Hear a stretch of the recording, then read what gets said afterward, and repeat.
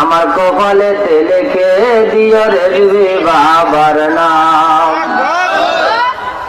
ঠিক আছে কিনা? আমায় জিজ্ঞাসিলে মন কারো নাকি সেদিন রেজবি নামে করবো জিকির।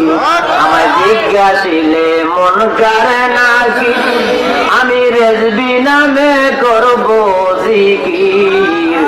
জোর গলাতে বলবো যেদিন রেজবি সার গোলাম, জোর গলাতে বলবো সেদিন রেজবি সার গোলাম।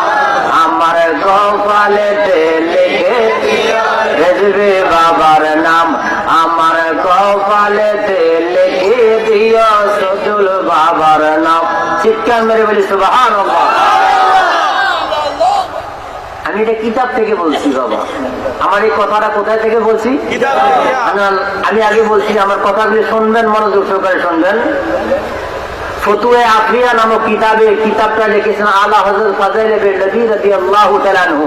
ওই কিতাব থেকে বলছি, তিনি বলছেন কোন ওলি আউলিয়াদের গোলাম কবরে যাওয়ার আগে সে যেন তার পীরের নামে সাজরা লইয়া কবরে যায়। যদি যায় এই সাজরা শরীফ দেখিয়া মুনকার নবী কইব যে না আল্লাহর ওলির চিঠি নিয়ে আইছে, এখানে কোনো প্রশ্ন করা চলবে না।